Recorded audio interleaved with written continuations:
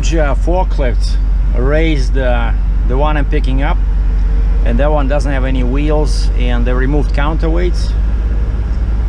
And you can probably see, just look at the bottom mirror and look at the top.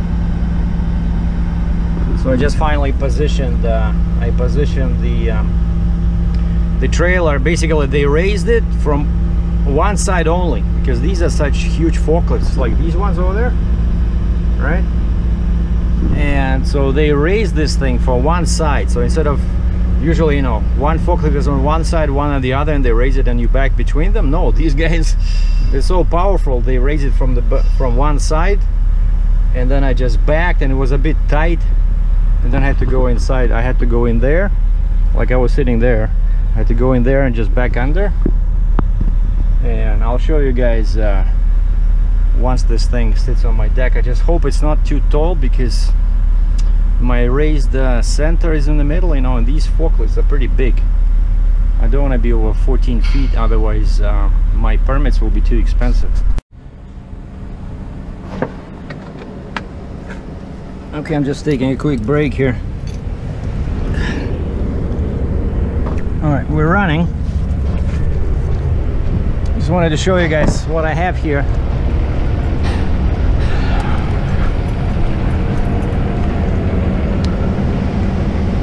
So I put a bunch of chains,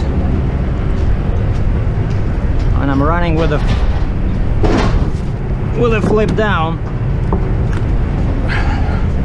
because it was in the way as usual.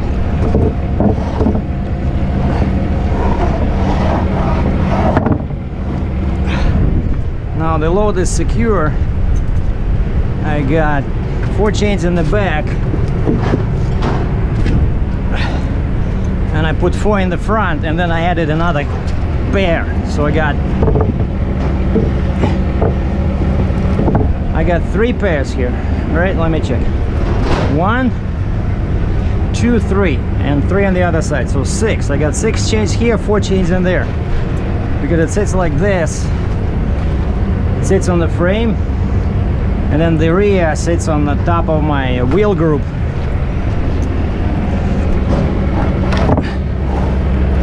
And also they were saying that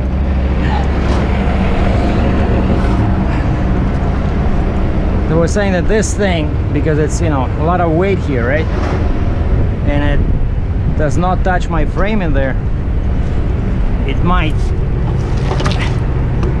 kind of wiggle a little bit. That's why I decided to add a couple more.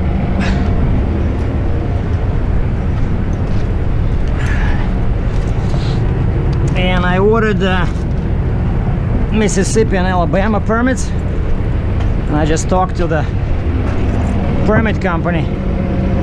I'm using my old one for this, because the new one wants all the money up front for permits, and that's a bit too much. I'm gonna come back to them when I get an account.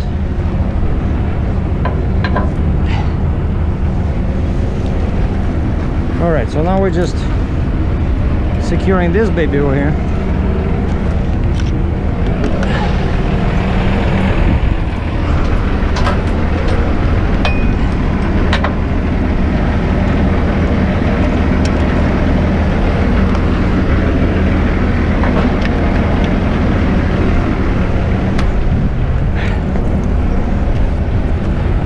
And then all I gotta do is put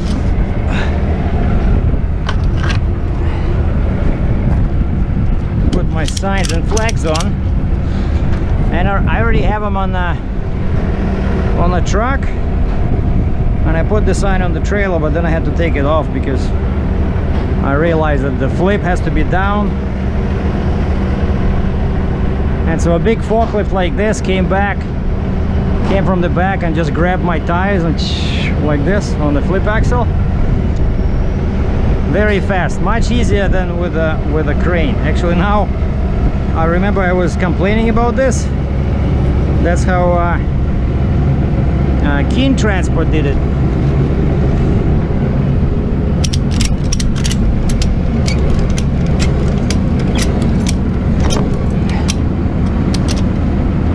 Okay, so this is done.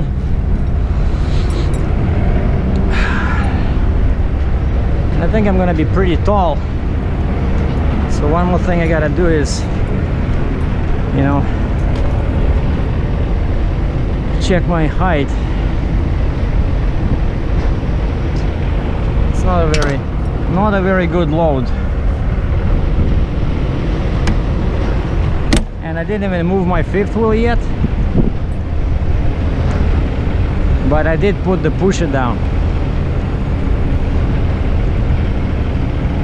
I might need to do that too while I'm waiting for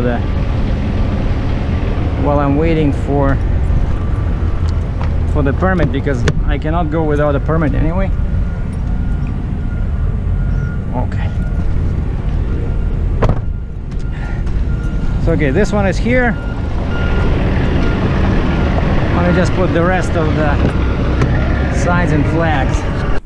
I just finished scaling, and actually it's a pretty good thing that they have 1 second. So might be a wind coming from the open window, but it's pretty hot.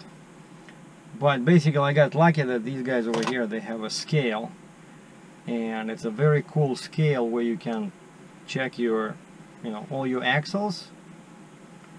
And this is the first time ever that I use my pusher axle.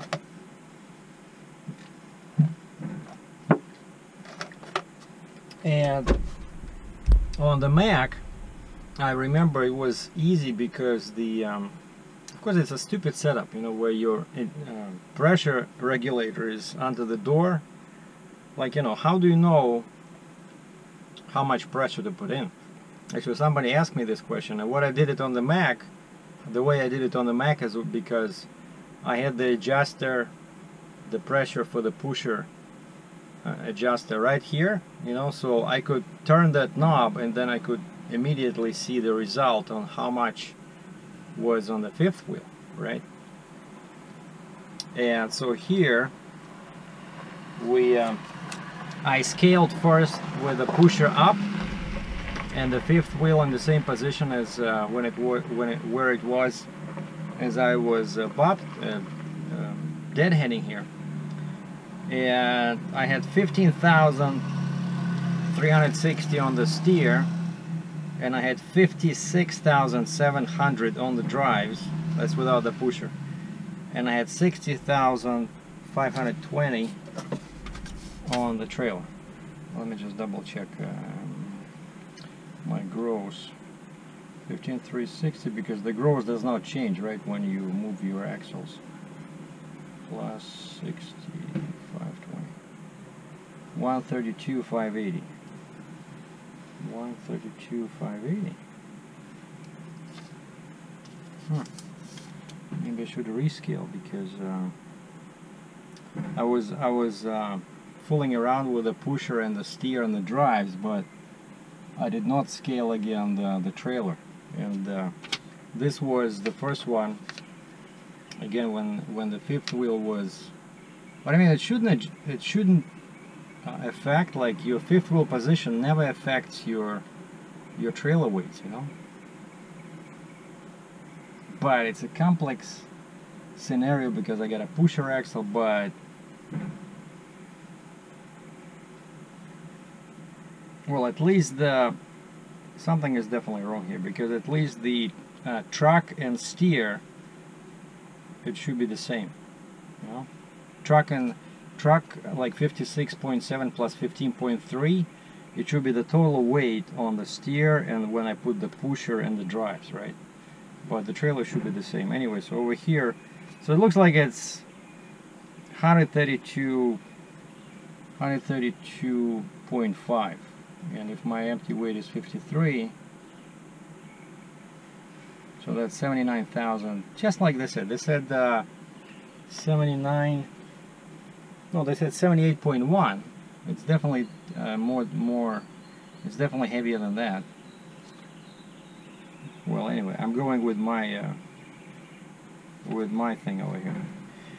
And so yeah, on the Mac it was easy because I could just keep adjusting, like, you know, I knew, because, you know, you scale, right, all the time anyway, so I knew my fifth wheel gauge, what PSI usually means how many pounds, right? So I knew that on the Mac, because it had a short wheelbase for some reason, and the fifth wheel was small. I don't know why, but it's different. I see different pressures here. On the Mac it was 60 PSI. 60. If I see 60 PSI, that was the magic number. That means that I have 34,000 pounds on the drives, right? And so that's what I would adjust my pusher pressure. I would adjust it till I see 60 PSI in the drives, you know, and that means that basically you have 17, let's say 17, you know. And so just basically playing, knowing your weight after you scale, and then, you know, sometimes you can rescale, right? Like for $1 you can rescale, change your fifth wheel position or change your pressure. But I was on this one, it's different, right? Everything is different, and so I was afraid to put too much pressure in the pusher axle, and then I found out that over there 90 psi on the gauge equals 19,300. So basically, if I go to 100 psi, that's the full capacity of that axle. That's 20,000, right? So I don't want to put so much weight in there. But since I only have like 57, but the weight from the front went also over here, you know. So before it was, hold on. So before it was 15,360 and was on the steer, and 5,670 was on the. So on the truck, on the steer and the drives, we had 72,000 pounds, right? So now I'm positive I have 11,000 on the steer because I scaled it. Yeah, and then we have 61,060. 61. Yeah, that's. We have 19,300, and pretty much just a small mistake here on the drives, but that's how you basically, you know. So like, so now I know that I gotta bring that gauge to 90 psi, and also see, now I know that I have 42. Basically somewhere around 42,000, and check out this. See, I'm at 70 somewhere. So on the Mac, 60 was 34, 70 was 40. Yeah, and actually it's close. You see here it's between 70 and 80, 75 psi, and it's roughly 42,380. So if it hits 80, usually that's my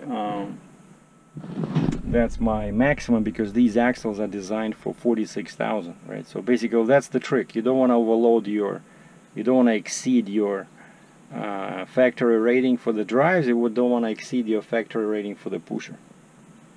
And I also checked my height. Like, I'm pretty much where I thought I would be, about 14 feet tall, so definitely taller than normal, but that's why you need permits. And I'm still sitting, so that's why, you know, this heavy haul, sometimes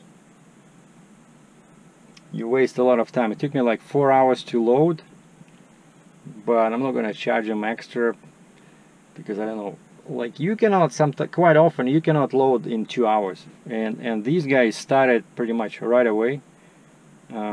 You know, it took them a while to lift that thing, right? And then I backed under it, then I started chaining, and then I spent a bunch of time on the scale trying to figure out, because this is my first time, you know. So that's normal. And so time now is 1 o'clock, 12 minutes past 1. Wait a second, that's in Cambridge. So over here it's 12:10. 12:10. And I just got an email saying that, hey, from the permit company, Sergey, looks like you never bought permits in Alabama, so they require $10 a setup fee. Like, that's how they all make money, right? So just to buy a permit, it's not enough for them. Like, first, in order to buy your permit, you have to get set up, right?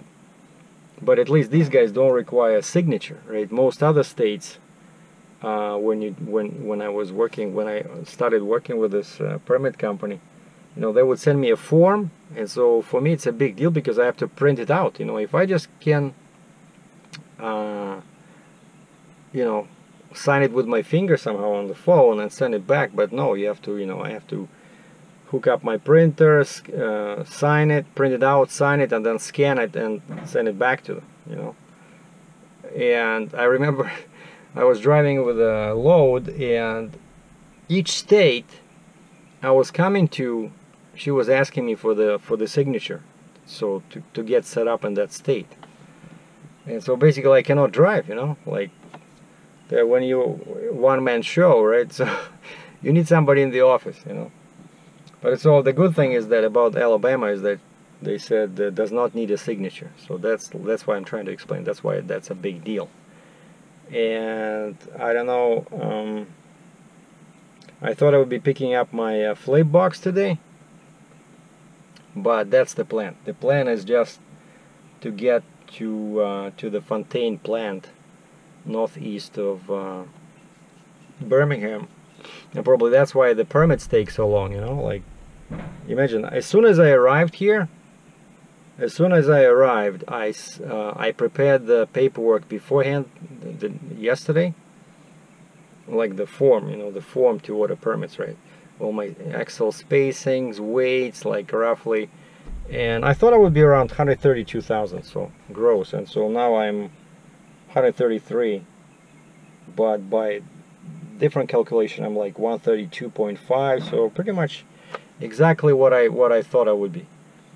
So not much will change, but now I still need, so I only send them a request for Alabama and Mississippi, and I asked him, I said, you guys know where I'm going, like, do you need me to send you the rest of the route, or you can figure it out on the computer yourself?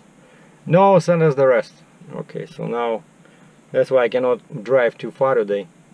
And normally the practice is when I just started trucking, you know, that was a big question. I was always asking people. So when you get loaded, you know, and it takes a long time, like some complicated load, like this one, for example, it's not a simple load, right? You gotta be very careful because it's so tall and, you know, pretty wide. But I said, when you do this, like, how far do you usually plan to go on the first day? And one guy told me that he says, get out of the state. So that's the goal. The goal is get out of the state, so in my case Mississippi, right? And so if I can get to the Fontaine plant today, that would be great. Like, I don't care if they're closed. If they're closed by the time I get there, I'll just shut down somewhere there and wait till morning, because I'm not leaving without that flame box. And by the way, before you guys fall asleep, let me check my phone beeped. Maybe I have a permit. Okay, let's see. Communication. Alright, somebody sent me a communication. That's not my permit. Alright, let me show you what I did with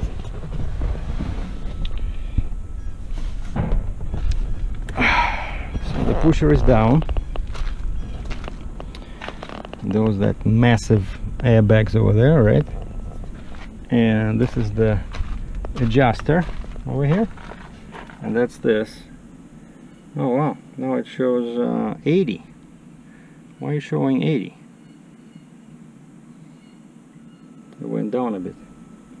Well, I'll keep an eye on that one. Basically, yeah, the idea is to keep them equal, I think, right? Because that one shows let's say 40. No, they should not be equal.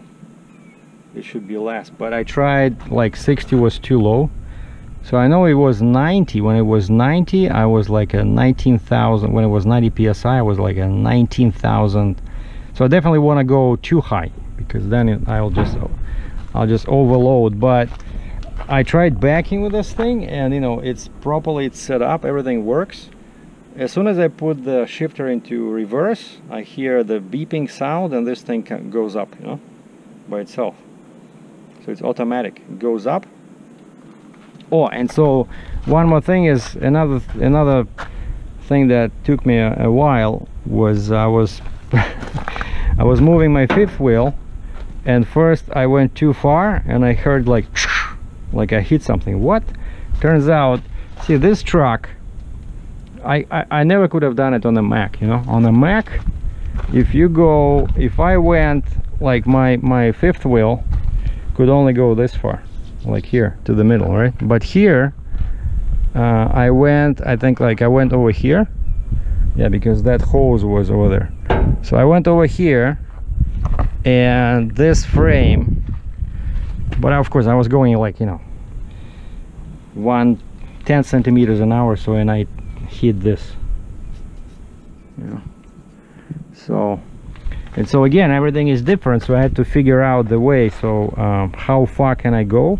I think I can still go a little bit closer, because I need to leave myself space for turning, right?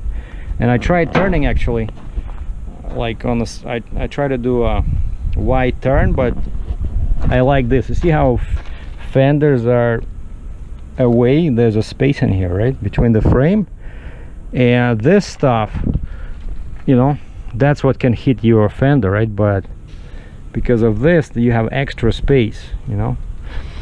And so that's how I put it. I was afraid to go any further. Like ideally I would want to have my fifth wheel like here, but I was getting a bit closer over there. So that's why I think once I get that flip box, screw it, I'm gonna keep it all the time over here, you know. And I had to adjust the bungee on this one, because now I'm closer. The big hydraulic hose went down, and also I did this before the air hose was hooked up right here. So now I hooked it the way it was back from the factory, because now my fifth wheel is much closer. But this is what it is. This is load number 2. Oh, and also one other thing over here.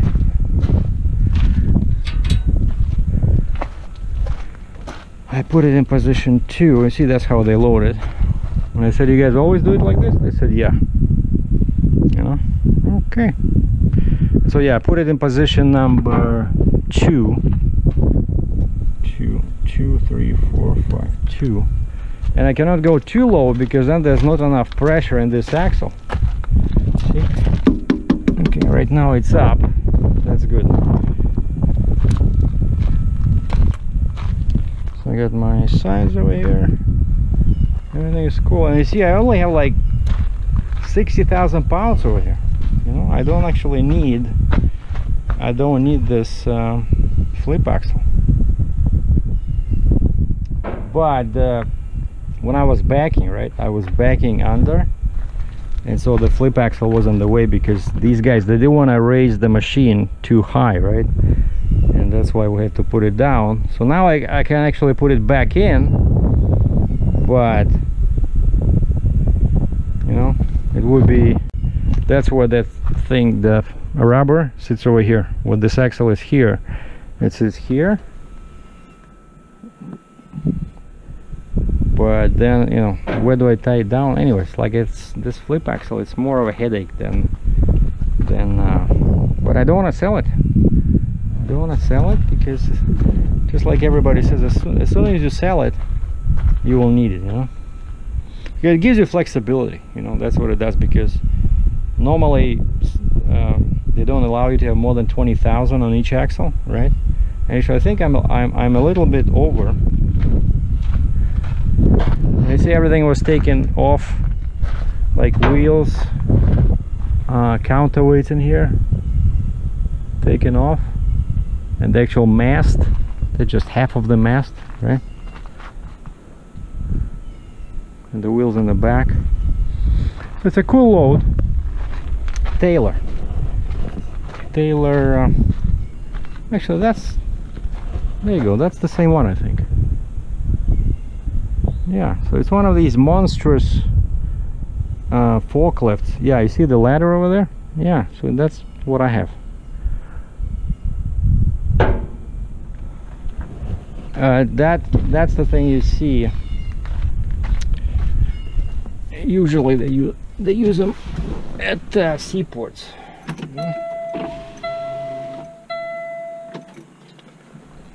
So that's my little cheat sheet over here, right? So liters per 100 kilometers, miles per gallon. So 33.6, which I saw only once. Driving empty, that's 7. 39 liters is 6 miles per gallon. 47 is 5. So I'm guessing now I'll be somewhere between 47 and 52 liters with this thing, because I'm pretty heavy. But at least it's warm. Yeah, and you see when the pusher is down, that green light is here. Okay, so that's my PTO. I use that one. And this is my fifth wheel locks, like when I need to move the fifth wheel, so I have to flip this up. But before I do that, I have to drop the suspension, right? And that's my suspension. So I drop the suspension, I drop the pusher, I lift the pusher, and then I can start my PTO and drop the trailer, and then I keep raising the gooseneck till I see a little bit of a space between the fifth wheel and the bottom of the gooseneck, and then I know that there's no weight, and then I can get in the truck, I can cancel the PTO, and then I can play with the fifth wheel. Alright, so where's that permit? Like, why is it so difficult, you know? I told them I'm only, like, basically the way I came here, I spent the last 3 days or 2 days in Columbus, Mississippi, and then I got up today at 5:30 because they wanted me to be here at 7, and I started driving around 6, which is local time. Eastern time is 7, and it's all a freeway, you know. I love it. Only the last maybe 2 miles was a local road. I drove on from that Columbus there where Love's is.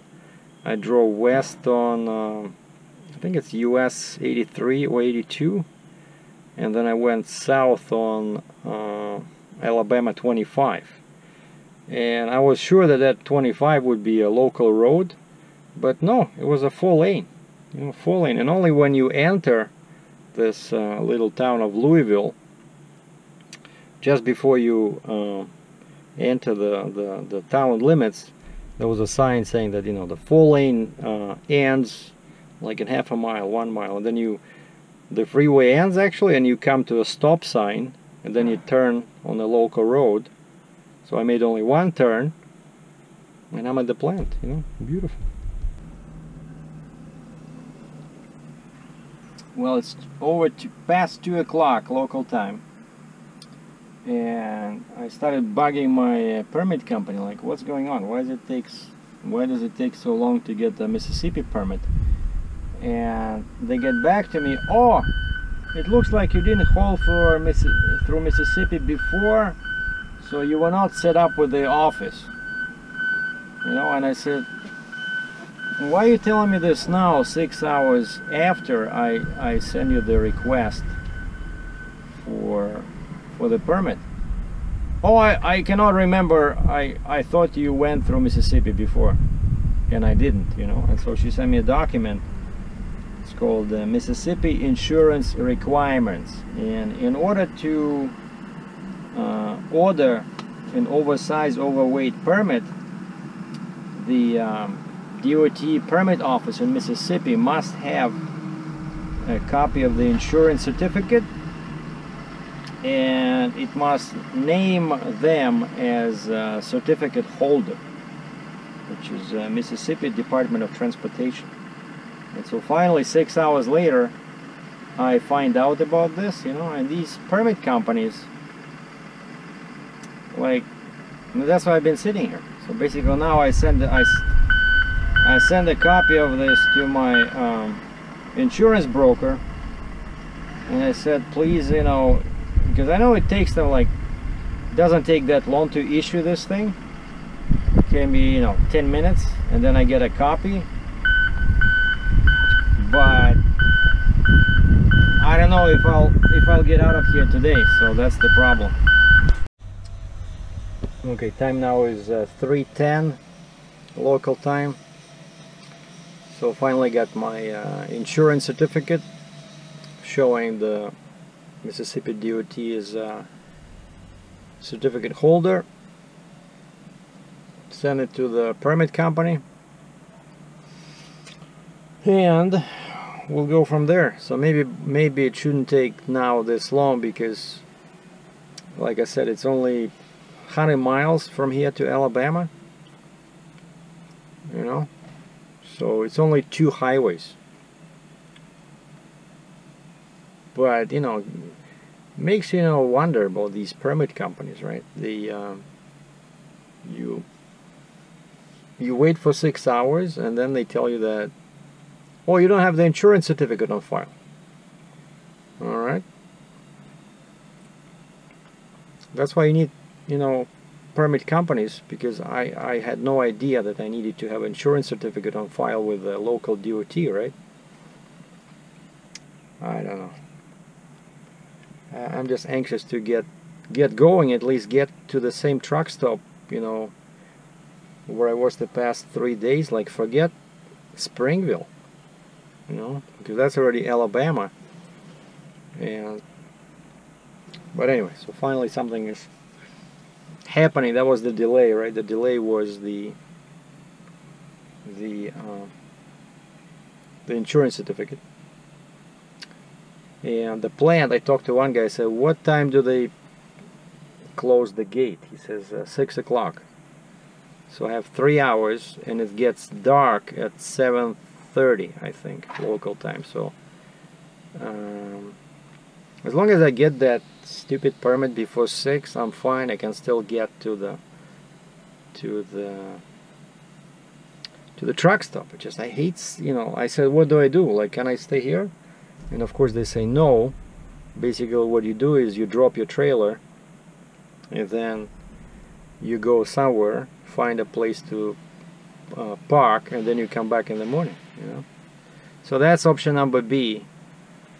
Plan B is I'll just drop the trailer, keep my gooseneck, right, and go find some, I think there's a Walmart somewhere there. Oh, but they said there's no parking. Like, I have no idea where I'll park here, because it's a very small town. Well, nothing seems to be going right with this load.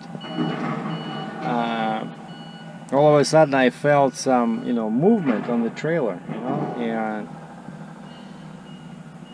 when you get used to your truck and trailer, you can feel, like when I sleep, I can feel if somebody steps on the trailer in the back, just steps, you know, like somebody's trying to get on. And now I was playing with my phone, and I could feel some movement, and I look in the mirror, and I see like these, you know, golf carts. One is over here, one is on the other side over there. You can see them in the mirror. And some guys start walking around with pieces of paper in their hands, you know, doesn't look good. I said, what's going on? Oh, we're missing something. And I said, how bad is it? Like, don't tell me you welded the wrong counterweight on the machine. And the guy says, no, it's not as bad as that. But basically, turns out some hose was not connected underneath. And so now they asked me to remove a couple of my chains in the back, so they can go in the middle of my trailer and try to rehook this hose. And I said, guys, you have until 6 o'clock to do this, or I'm leaving. But my permit is not here yet. And the guy says, no, unfortunately, you're not leaving until we're done. So So basically next time I'm not coming to the plant for 7 o'clock. You know, we have to get up at 5:30 and drive through darkness, risk my life, you know, with all the wildlife, you know, around, because you don't want to drive in the dark, you know.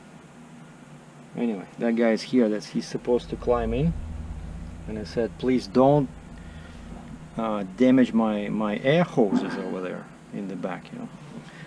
I better go over there and supervise, you know. That's it. I got an email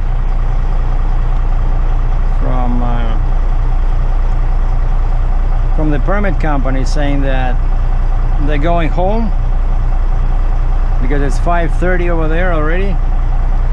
Actually, it was like 5:15, and so that's it. So I just dropped my trailer because they don't want me to. They don't want me to sleep in the truck. So I dropped the trailer, put my arms down, and I'll just go grab some food because I only had a coffee in the morning, so whole day I had nothing to eat. The only thing I had kept me going was water.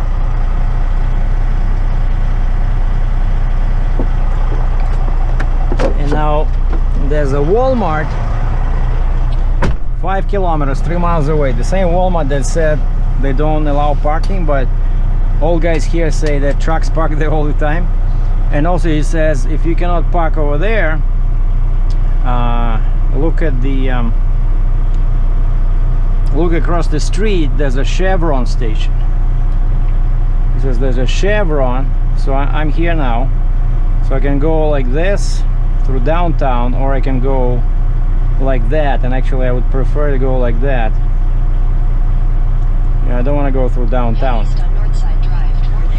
especially since it's the same you know, ETA.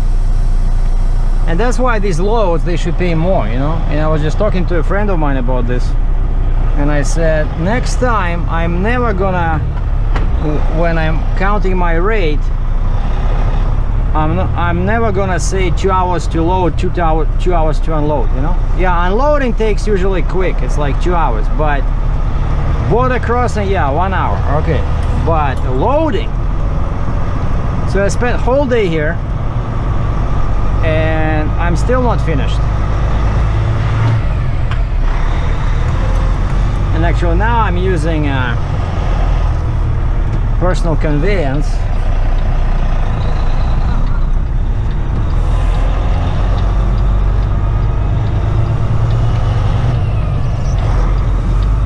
Because I don't have a trailer.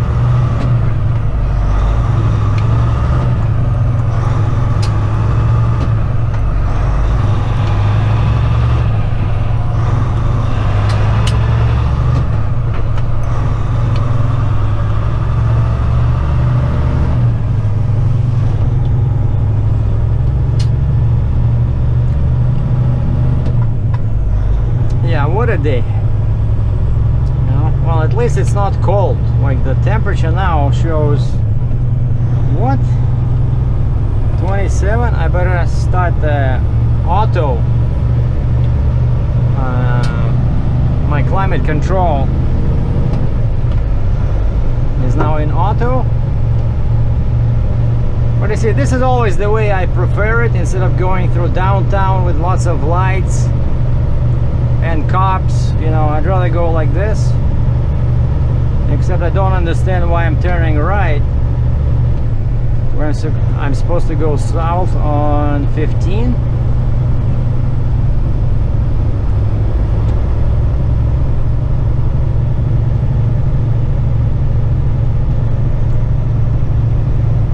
Yeah, basically a small town Mississippi.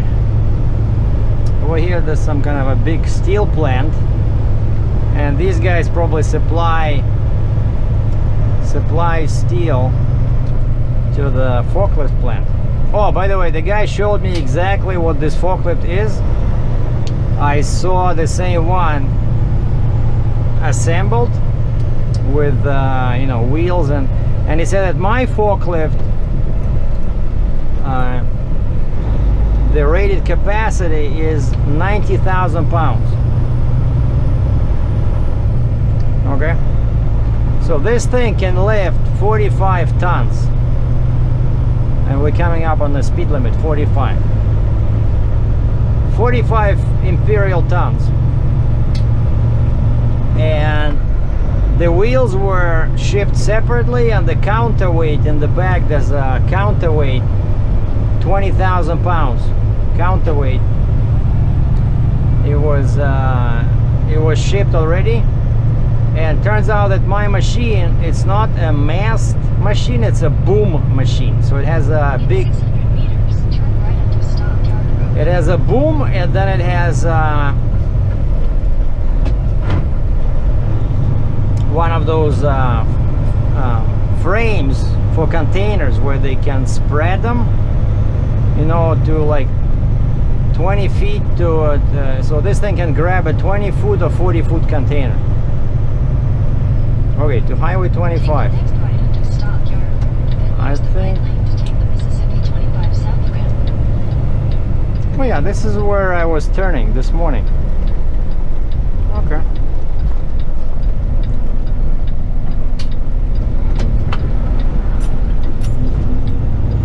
Oh, I see how they're doing this. So now I turn over here. 15 south. Use the right lane to take the Mississippi 25 south rim. This way?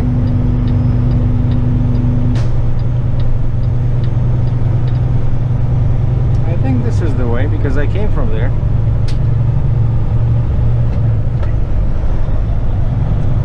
Yeah, because that highway, that's 25. Yeah, that's 25. That's how I came from Columbus, Mississippi. And now we'll be passing the plant, will be somewhere on our right.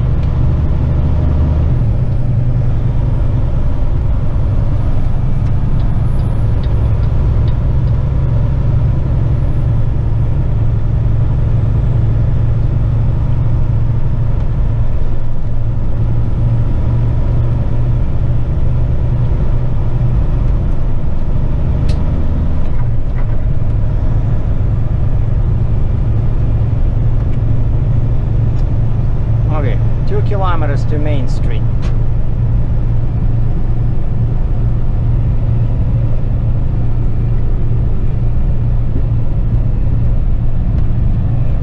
I hear all kinds of sounds because there was a lots of gravel inside the plant, and so it stuck it in tires, and then when you start spinning they act as a catapult, you know. Okay, I found the spot. Like, we're not in the way over here, and actually these guys have separate pumps for diesel trucks, so it's kind of like a mini truck stop. But again, right in front of me, on the door, on the gate in front of the garbage container, it says no overnight parking. And then below in smaller type it says unless approved by management. And so I go there and I talk to them inside the gas station. I said, I don't have a trailer, right? I'm very short and I'll be gone at 7 o'clock. And she says, but we open at 5. I said, well, no trailer, I'm not in the way. Like, what would you like me to do, you know? Are you gonna buy food here? And I showed them I bought a pack of nuts and I bought a Pepsi Cola. I said, well, I bought this, but later I'll buy more. But I don't know, I just came from Walmart over there. I bought lots of cheap food over there. Oh, and when I went to Walmart, again, I thought, you know, maybe I'll ask him because now I don't have a trailer. It was before I called when I was trying to find parking before loading, right? I wanted to park here instead of at the Love's truck stop, right? And that's when they told me that no. And so, but now I don't have a trailer, so I went inside and I asked to talk to the manager, and there's like 20 people, but I did find the manager, and the manager says no. He says that's why we have signs posted, and there's like 2 trucks parked in there, but he says his boss likes to call him, you know, like, of course the store manager is his own boss, and he says his boss likes to call him, you know, at odd hours. He says he would call me at 9 o'clock. Oh, we see a truck, because, you know, there's a highway right there. And so he says, no, you cannot park here. So the factory, no parking. Walmart, no parking. No truck stops, right? And actually, I think this one was marked on Trucker Path, and that's where I read comments that said no parking. But you know, the lady didn't say that I have to leave. She says, are you gonna buy food here? I said, yeah, I already bought something. I'll buy coffee tomorrow maybe. But you know, I'm gonna stay here. Like, I have nowhere else to go. And one cool thing is, inside the Walmart, what I found is I got this power inverter, and I remember I had this 400 watts, but the fuses were burning out, and now I know why. Because you can connect this either directly to the battery, or you can connect it to your 12 volt. And check this out, there's a picture at the bottom. It says if you connect it directly into 12 volt adapter, you get 120 watts. If you connect it directly to the battery, you get 400 watts. And that's the problem, because my laptop requires 130 watts, 130, you know. But I think while I'm parked, I'll try to unhook the cover from my battery and hook this up, because my that's another thing that was not good today, is that my laptop, I didn't charge it yesterday night. Like, usually I go to a truck stop and I charge it, right? And so today I couldn't send my permit to the permit company, my permit form, you know. I really needed that laptop to work.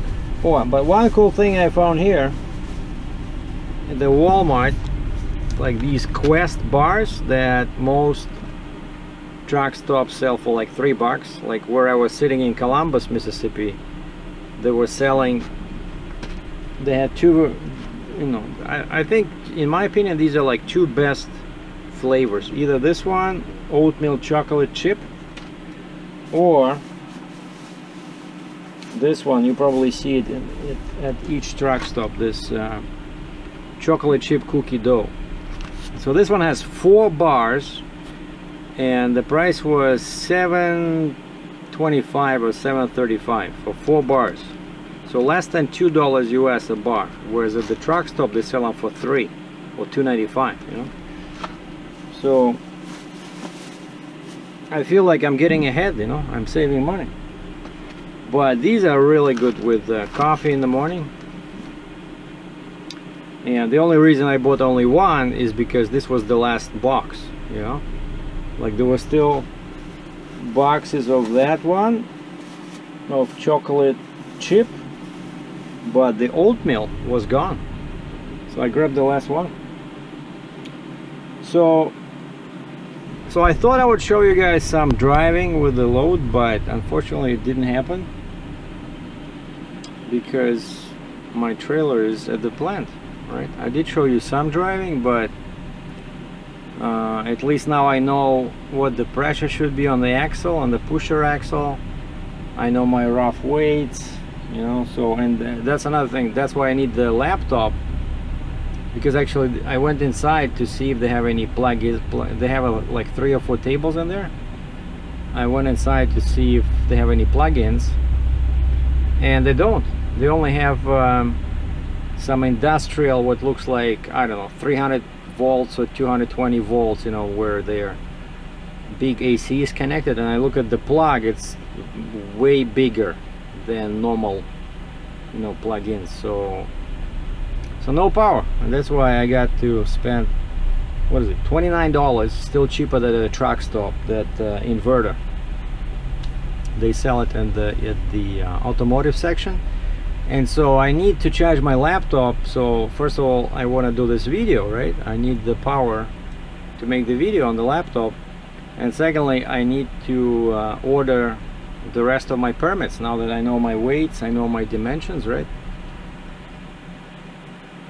If I don't, then tomorrow I can only make it towards the end of Alabama.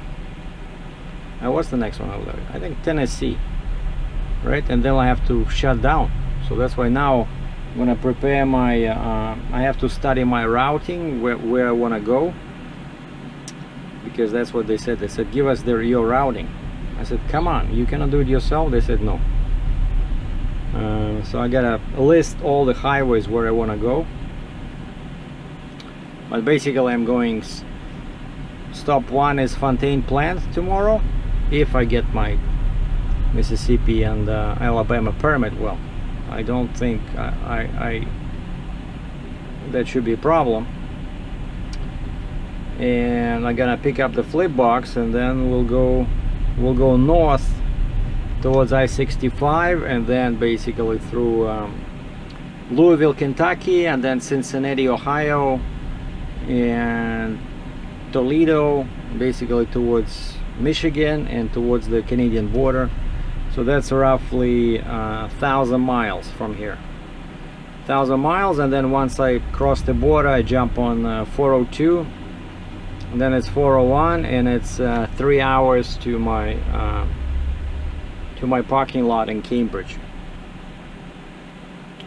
And then we'll figure out what we do after that. So anyway, so this was load number 2. Big, ugly, but lots of people are saying that this is the best forklift in the industry. You know, like these, I saw these in ports. Like these guys, these machines, they can handle anything, you know. And I think they're should be pretty comfortable for the operator, for the driver inside, you know. So it was very interesting to see these, to see where they're made, you know. I had no idea they're made in Mississippi. So pretty cool. Okay, so thanks for watching. Stay tuned, we'll continue, and tomorrow in a couple of days I'll show you, because I know lots of guys expressed interest how the truck pulls with the super heavy load. And actually that's another reason why I don't want to go through like northeast. I don't want to go towards 81. I want to go straight north, because the terrain is not as hilly as that way, you know. Like I don't want to go through Chattanooga, I don't want to go through Knoxville. I want to go straight up towards Louisville, Kentucky. Alright, stay tuned, thanks for watching, bye.